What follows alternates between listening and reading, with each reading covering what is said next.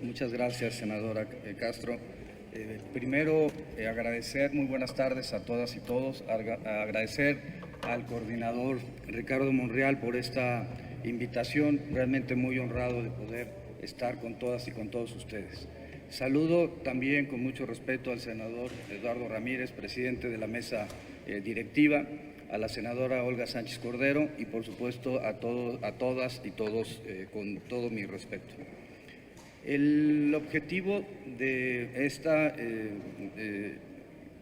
exposición tiene que ver con el cumplimiento de ciertos estándares internacionales en materia de prevención del lavado de dinero y combate al financiamiento al terrorismo que se han venido trabajando con la Comisión de Justicia que encabeza el senador Julio Menchaca, a quien agradezco mucho todo el apoyo y toda la apertura para escuchar la posición de la Unidad de Inteligencia Financiera en este tema.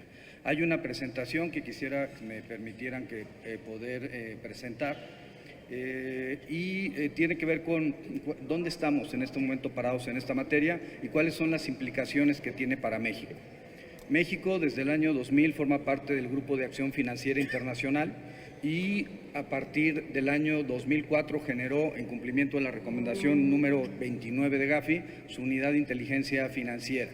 Nuestra unidad, la Unidad de México, es una unidad administrativa adscrita a la Secretaría de Hacienda y Crédito Público y a diferencia de otras unidades en otras partes del mundo donde pueden estar adscritas a las Secretarías de Seguridad, a las Fiscalías Generales o inclusive tener cierta estructura mixta o híbrida. En el caso mexicano se reciben reportes de operaciones relevantes de mayor a $7,500 y reportes de operaciones inusuales cuando se rompen los perfiles transaccionales de usuarios o clientes de la banca. Por ejemplo, las transferencias que han sido denunciadas ante la Fiscalía General de la República y donde la Fiscalía, por ejemplo, ha ejercido acción penal, pienso en el caso particular Lozoya, por ejemplo, implicaban el reporte que había generado el sistema financiero de transferencias de 1 millón de francos suizos, de 1,5 millones de francos suizos, de $1 millón, de 2 millones de dólares, entre otras transferencias relevantes. Al romperse el perfil transaccional de los clientes o usuarios de la banca, entonces a partir de ahí se informa a la Unidad de Inteligencia Financiera que tiene que analizar la información y después diseminarla. Estamos en este momento en el cumplimiento de 8 recomendaciones de Gafi de manera totalmente cumplidas, de las 40, 22 mayoritariamente cumplidas. Esto significa que nuestro país se encuentra en un estándar alto de cumplimiento del estándar internacional.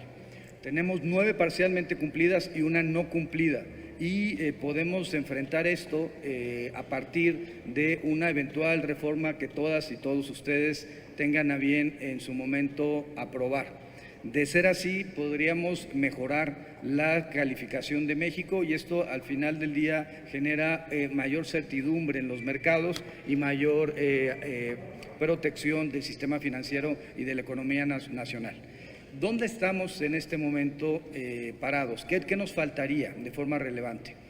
Por un lado, la recomendación 20, el reporte de operaciones sospechosas, que no solamente debe provenir del sistema financiero, sino de cualquier sujeto obligado por actividad vulnerable.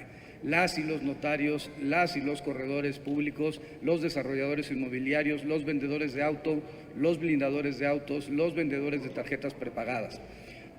¿Son importantes? Sí, yo pienso en el tema de las tarjetas prepagadas y pienso un poco en las elecciones de 2012. Las tarjetas Soriana, por ejemplo, que fueron distribuidas durante ese proceso electoral.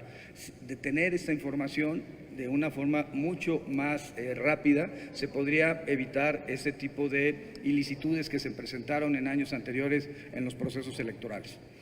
Pienso también, ¿qué nos falta? Pueden ver ustedes en la lámina la recomendación 22 respecto a la debida diligencia del cliente. Hoy, por ejemplo, encontramos en ciertos sujetos obligados por la ley que no necesariamente tienen o identifican a sus clientes. ¿Y qué puede pasar con esto? Que se generen mecanismos para lavado de dinero proveniente de la trata de personas o del tráfico ilícito de migrantes. Encontramos cómo por transmisores de dinero, por ejemplo, el dinero va llegando a Tapachula y después lo mueven a Tuxtla Gutiérrez y después de ahí lo mandan a Veracruz y sucesivamente hasta llegar a las fronteras por varias rutas. Y esto puede estar vinculado evidentemente con una actividad de naturaleza delictiva. Tenemos además un tema importante que es la recomendación 23, la única que tenemos como no cumplida, y esto se podría cambiar a partir de una simple reforma legal que obligara a los sujetos obligados a tener capacitación, sistemas automatizados y poder identificar a los beneficiarios finales. Y yo creo que este tema, la recomendación 24, es fundamental. México, en el gobierno del presidente López Obrador, ha desarrollado de manera conjunta con Reino Unido, en un esfuerzo que encabeza el Reino Unido, para la búsqueda del beneficiario final. Los beneficiarios finales son aquellas personas que disfrutan con los productos de la corrupción o productos de la delincuencia organizada. Pienso nuevamente en el caso que mencioné hace un momento, el de Emilio Lozoya, es donde hay una empresa de Poza Rica que constituyeron un despachador de una gasolinera y un vendedor de seguros.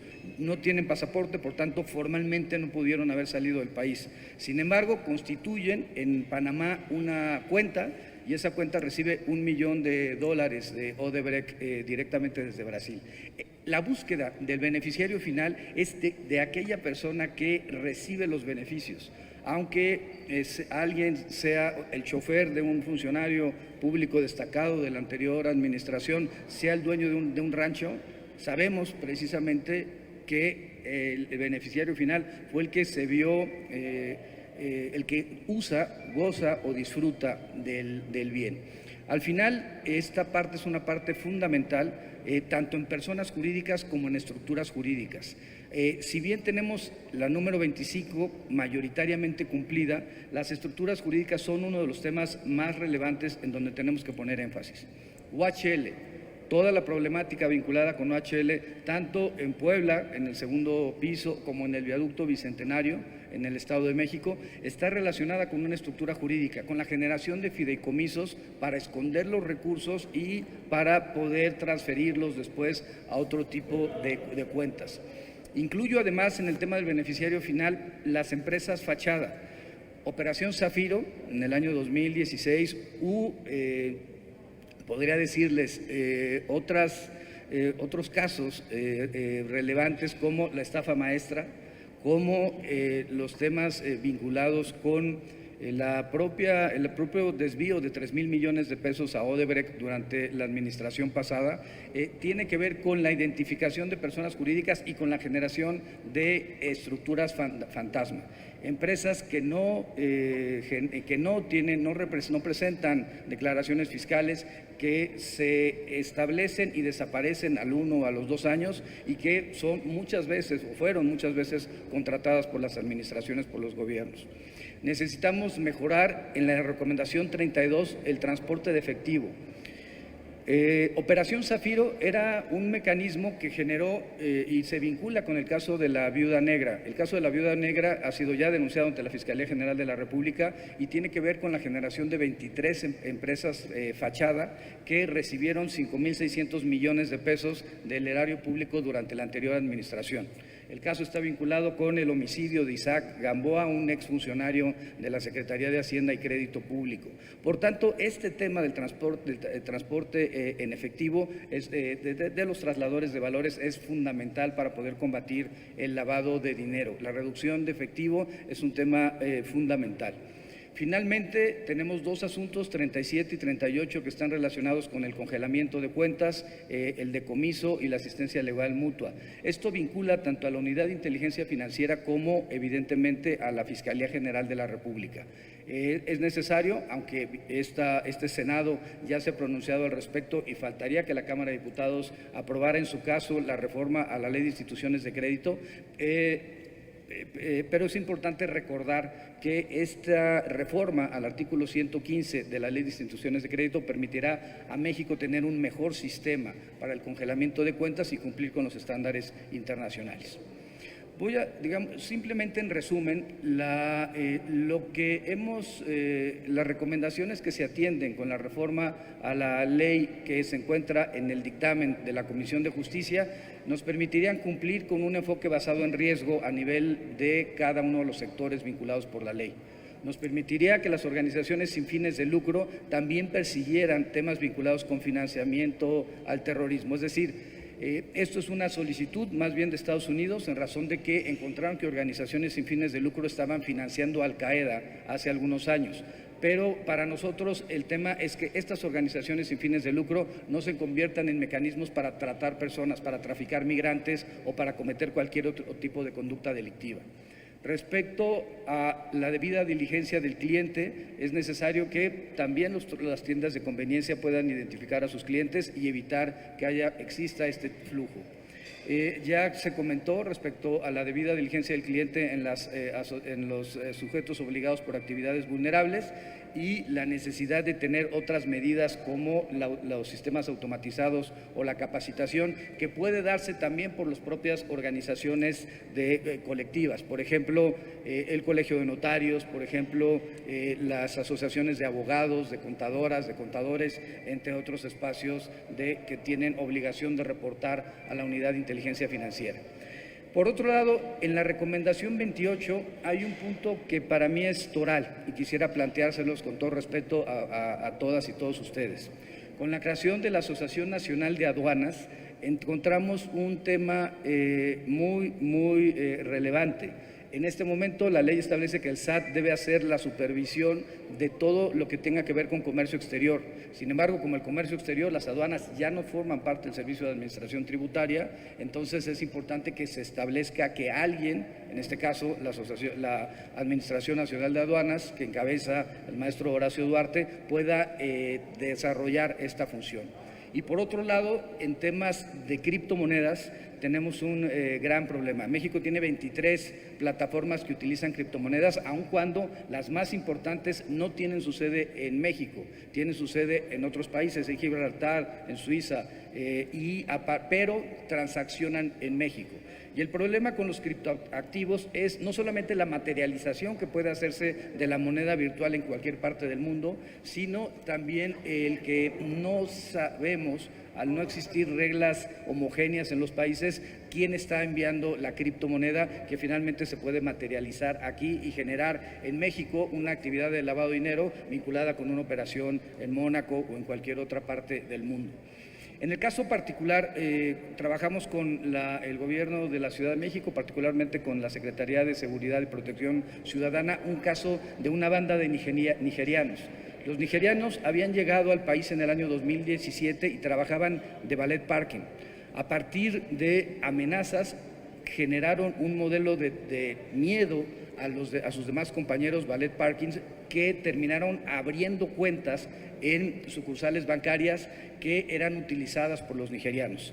Hackers nigerianos desde Estados Unidos desviaban recursos a México, llegaban a las cuentas de las y los mexicanos que estaban amenazados y a partir de ahí compraban los nigerianos Land Rover, compraron en departamentos, en edificios de lujo en la Ciudad de México y mandaban y comparaban criptomonedas en moneda virtual nigeriana. Entonces, este tema no es un tema menor y yo creo que la Comisión Nacional Bancaria de Valores podría, en razón de ser algo más semejante a la actividad que realiza la CNBV, desarrollar la supervisión de todo lo que tiene que ver con criptoactivos. Entre otros temas, el dictamen que tiene el senador Menchaca habla de incorporar el financiamiento al terrorismo como uno de los objetivos de la ley. Habla de que necesitamos generar un mejor mecanismo de reconocimiento de las personas políticamente expuestas, es decir, cualquier persona que sea directora general hacia arriba en la administración pública federal, estatal o municipal. Necesitamos además tener un enfoque basado en riesgo y tenemos que hacer una búsqueda de los beneficiarios finales, como referí hace un momento. Creo que ya estas recomendaciones estarían cumplidas si se aprueba el proyecto de reforma, y creo que debemos de revisar, como mencionaba hace un momento, el tema de las actividades vulnerables que desarrollan fideicomisos. Parte del tema del cártel inmobiliario en la Ciudad de México está relacionado con esto, con desarrolladores inmobiliarios que van recibiendo el dinero de manera parcial. Además de temas de corrupción, por ejemplo, OHL, al que me refería hace un momento, está vinculado, o MAECA, está vinculado con temas relacionados con fideicomisos. Finalmente, hay un tema respecto al deporte. El Comité Olímpico Mexicano ha firmado un convenio con la Unidad de Inteligencia Financiera para dar cumplimiento a ciertos estándares internacionales que pide el Comité Olímpico Internacional. Entre ellos tiene que ver con el juego limpio en materia deportiva relacionado con lo financiero, es decir, que no se apueste, que los deportistas no pueden apostar, no pueden hacer compromisos, no pueden hacer filtración de información a otros equipos. Pero esto nos llevó a la revisión del fútbol en el caso mexicano y de otras federaciones como natación, como ciclismo, que han presentado algunos problemas.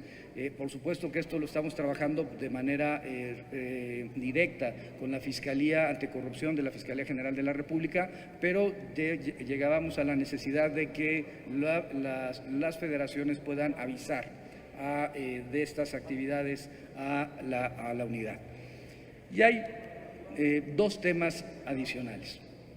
El primero la pregunta es ¿qué tipo de unidad queremos como país?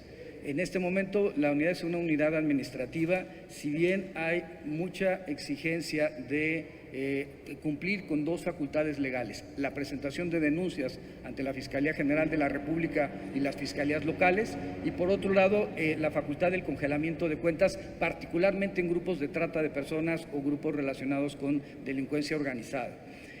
La Guardia Financiera sería un mecanismo para ser primer respondiente frente a los casos que se presentaran ante la Fiscalía General de la República. Hoy, al presentar nosotros una denuncia, el Ministerio Público debe volver a investigar en razón de que, aunque les entreguemos los estados de cuenta, de acuerdo con la jurisprudencia de la Suprema Corte de Justicia de la Nación, no pueden ser utilizados en juicio si no tuvieron un control judicial previo.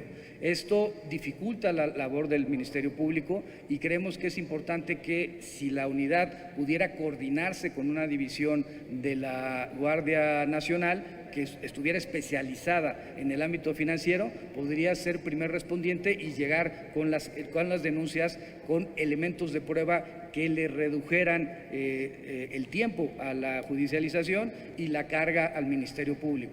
Y finalmente, el tema de las unidades de inteligencia patrimonial y económica estatal. Hay cierta información que tienen los estados que nos ayudaría a identificar los beneficiarios finales y que es información que en este momento tienen los gobiernos locales y que no tiene la Federación. Esto incluye registro público de la propiedad, comercio, catastro, prediales, registro civil, que serían elementos que es muy importante que se concentren en una área. Desde el año 2011 se aprobó por el Consejo Nacional de Seguridad Pública la generación de las WIPES. Al 2012, al concluir ese sexenio, había 7 aprobadas y al concluir 2018 solamente había 3 WIPES funcionando en el país. Ahora hay 30 programadas o ya ejerciendo funciones en las distintas entidades federativas, pero necesitamos que exista un fundamento legal para poder coordinar y ser un órgano rector de toda esta información para que sirva tanto en el ámbito local como en el ámbito federal para la persecución de los delitos. Creo que debemos estar pensando en algo muy importante para todas y para todos.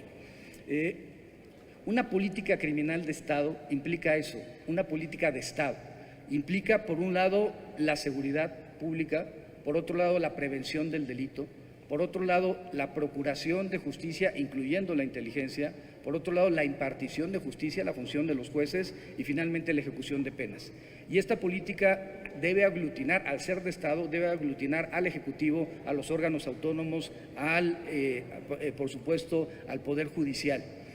Creo que ese es el camino para poder mejorar la calidad de la justicia en nuestro país y las percepciones respecto a la misma.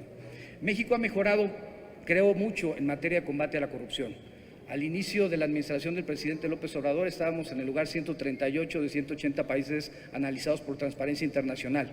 Hoy hemos mejorado hasta el 124. Falta mucho por hacer, pero ya se dieron los primeros pasos y sobre todo se detuvo la caída libre en la que iba México en temas vinculados con la corrupción. El barómetro global señala que México disminuyó del 61% de personas que en 2017 creíamos vivir en un país absolutamente corrupto al 44% en 2019. Falta ver cuál es el resultado para el informe de 2021, pero hay tendencias que nos muestran cómo hay una mejor percepción respecto al combate a la corrupción, pero insisto que no se ha terminado la tarea. Y esto lleva a la pregunta de cómo combatir la delincuencia organizada. Se tiene que combatir, por supuesto, como lo hacen las secretarías de seguridad, como hacen las fiscalías locales, la Fiscalía General de la República, combatiendo a los sicarios, a los narcomenudistas. Pero si los sicarios y los narcomenudistas son sacados de la calle 5, 10, 20 y las bandas delictivas siguen teniendo dinero para fluir, pienso que en un solo acuerdo de la Unidad de Inteligencia Financiera, trabajado de manera conjunta con la Sedena, con la Secretaría de Marina, con agencias norteamericanas, se logró congelar 1,000 millones de pesos del cártel Jalisco Nueva Generación. Y esto creo que vale la pena mencionarlo. Se tiene que detener las estructuras financieras de los grupos delictivos y eso solamente se puede hacer mediante el decomiso que le corresponderá a los jueces, el aseguramiento en el ámbito ministerial y por supuesto el congelamiento de cuentas en el ámbito de la Unidad de Inteligencia Financiera. Pero no es esto lo único. Un tercer elemento que hay que entender y hay que trabajar es el combate a la corrupción política. Los grupos de delincuencia organizada no surgen por generación espontánea, surgen porque hay grupos políticos, sobre todo en los ámbitos municipales, que terminan apoyando por coacción, por compra, por amenaza a las propias autoridades. Por tanto, hay que combatir la corrupción política, hay que combatir la corrupción judicial y hemos tenido casos, y bueno, esto el presidente de la Suprema Corte de Justicia, Arturo Saldívar, lo ha mencionado en múltiples ocasiones, la importancia de combatir la corrupción judicial, combatir la corrupción ministerial y policial que les da un halo de protección jurídica a los grupos delincuenciales y por supuesto combatir la base social.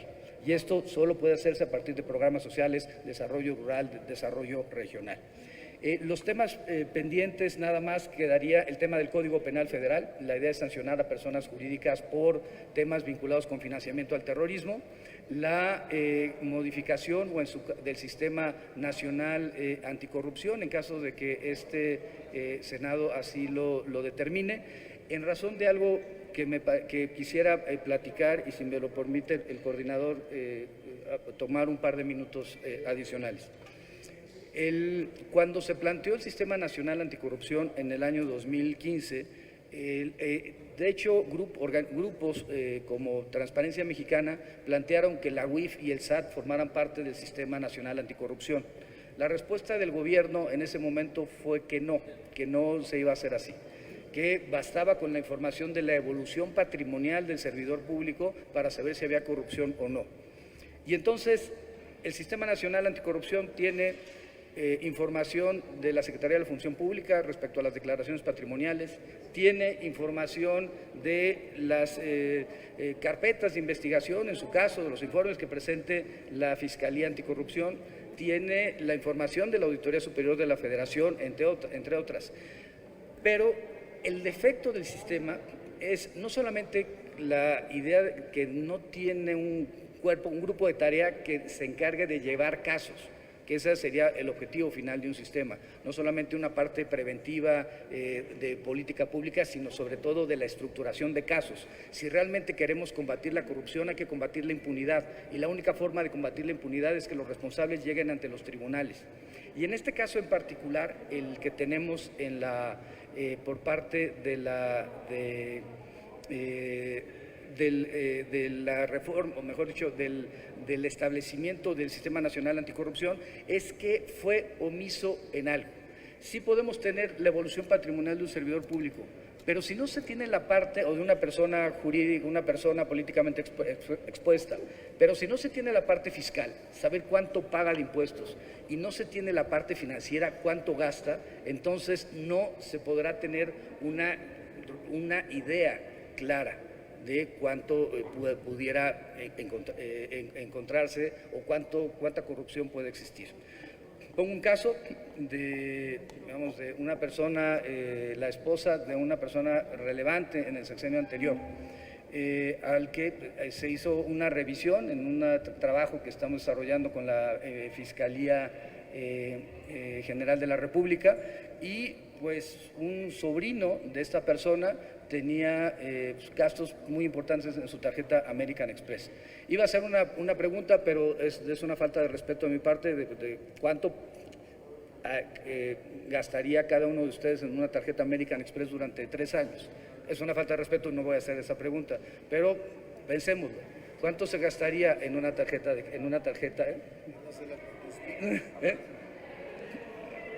Bueno, adelante, doctor. Express.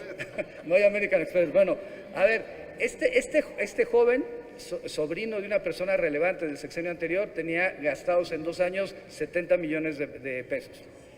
Y encontramos otro caso de una esposa que tenía más de 100 millones de pesos pagados en una tarjeta de American Express. 100 millones. Y el punto es, déjame plantearlo así. Sí, claro, bueno, sí. Pero el tema es, al final del día, el tema es que la corrupción genera concentración de la riqueza y por tanto genera mayores desigualdades sociales. Y el tema es que en un país de 60 millones de pobres como lo es México, el que haya funcionarios públicos o familiares de funcionarios públicos que tengan este tipo de gastos, pues es evidentemente excesivo. La propuesta es que Hacienda participe en las reuniones del comité coordinador cuando resulte indispensable su participación. Cierro con esto, es un tema solamente de cuantitativo, llevamos 88 denuncias en lo que va del año, yo creo que vamos a superar el récord histórico de la unidad, que son 161, vistas llevamos 50 en lo que va del año, creo que superaremos el récord histórico de 2020 de 119 y por supuesto tenemos en este momento 6.558 personas bloqueadas.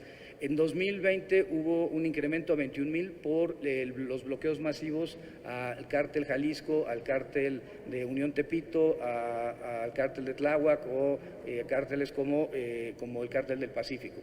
Y bueno, los montos en este momento van en 6.500 millones de pesos bloqueados por la Unidad de Inteligencia Financiera y 339 millones de dólares. Mi tema aquí es reflexionar, poner con mucha humildad a consideración de ustedes la posibilidad de que ese dinero que se encuentra congelado y sobre todo el dinero que no es reclamado por nadie, ni por juicio de amparo ni por garantía de audiencia, que llega a ser mayor a 1,000 millones de pesos, pudiera ser a partir de una reforma normativa destinado al Instituto para devolver al pueblo lo robado o ser destinado a, se me ocurre, o plantearías, a la tesorería de la Federación para efecto de que se determine que vaya a salud, que vaya a educación, a vivienda, a lo que se ha determinado por parte de las autoridades hacendarias, la Cámara de Diputados al aprobar el presupuesto y por supuesto el Congreso de la Unión al aprobar la Ley de Ingresos. Creo que es para mí importante señalar que es un honor estar aquí presente, agradecer nuevamente al senador y coordinador Ricardo Monreal la posibilidad del acompañamiento, al senador Alejandro Armenta por su apoyo desde la Comisión de Hacienda, al senador Julio Menchaca por su apoyo desde la Comisión de Justicia, por supuesto a la senadora Olga Sánchez Cordero y bueno, agradecerles a todas y todos su atención. Muchas gracias. Los invitamos a suscribirse a este canal. Compártanle, den like y activen la campanita.